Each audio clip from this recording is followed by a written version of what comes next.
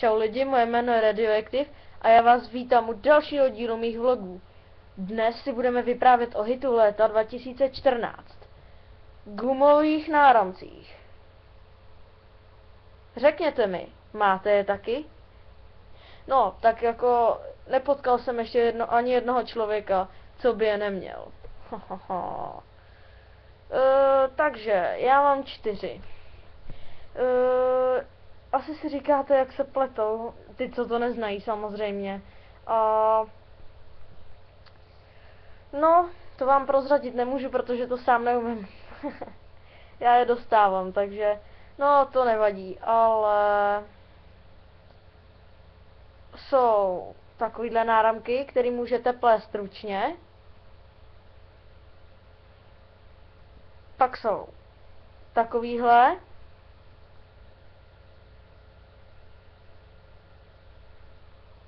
Ty už se pletou s nějakou jehlicí, nebo co to je. A pak jsou tyhle, a ty vůbec nevím, jak se pletou, ale to nevadí. Můžete mít různé barvy. Sáček těch gumiček stojí asi 15 korun. No, to nevadí, ale můžete si udělat jakoukoliv kombinaci barev. Takže jsou třeba i gumičky, které jsou proužkovaný, že mají třeba 3 mm oranžovou, další 3 černou a tak dál. No.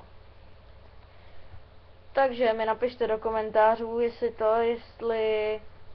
Moment. Aspoň jak se dělají.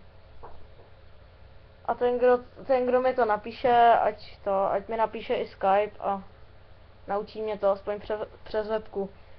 Ach jo. Tak jo. Díky moc.